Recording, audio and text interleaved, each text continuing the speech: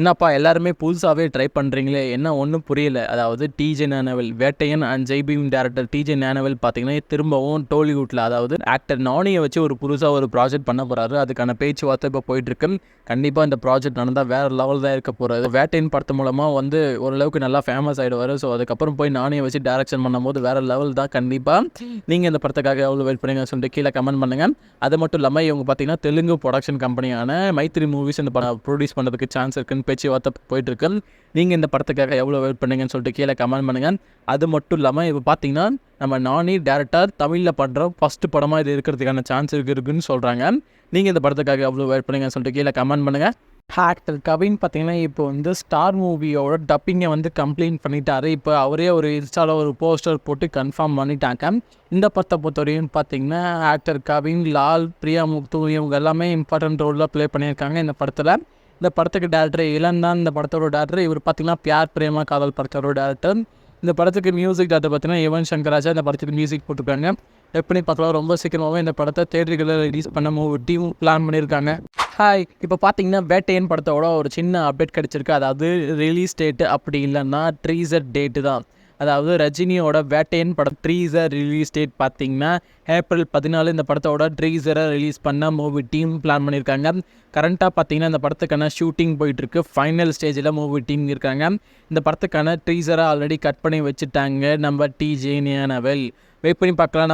நம்ம வேட்டையன் படத்தில் நம்ம டிஜே ஞானவேலோட குக்கிங் எந்த மாதிரி இருக்க போகுது, அதே மாதிரி நம்ம ஹீரோத்தோட பிஜிஎமும் அந்த ஒர்க்கிங்லாம் எந்த மாதிரி இருக்க போகுதுன்னு சொல்லிட்டு கீழே கமெண்ட் பண்ணுங்கள். இந்த படத்தை பொறுத்தவரையும் ஜெயிலரை பேஸ் பண்ண ஒரு ஸ்டோரி தானே இது சொல்லியிருக்காங்க. கண்டிப்பாக வந்து இந்த படத்தில் நம்ம சூப்பர் ஸ்டார் ஒரு கர்ப்பாக அடிச்சிருக்காரு.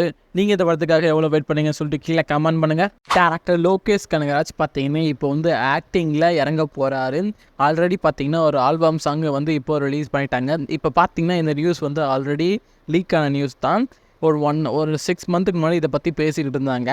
இப்போ பார்த்தீங்கன்னா ஸ்டென் மாஸ்டர்ஸ் அன்பறிவு பார்த்தீங்கன்னா ஒரு படத்தை வந்து டைரக்ஷன் பண்ண போகிறாங்க.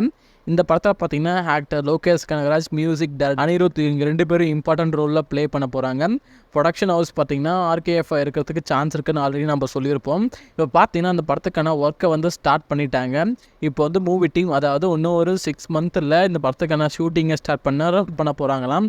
ஸோ வந்து பார்த்தீங்கன்னா நெக்ஸ்ட்டு 6 மந்த் வந்து எப்படி ஸ்டார்ட் பண்ண போகிறாங்கன்னு தெரில. ஆல்ரெடி தலைவர் 171 பெண்டிங்கில் இருக்குது. ஆல்ரெடி கைதி 2 ஷூட்டிங் பெண்டிங்கில் இருக்குது. ஸோ ஏகப்பட்ட ஒர்க் லோடு இருக்குது லோகேஷ் கனகராஜ் மேலே.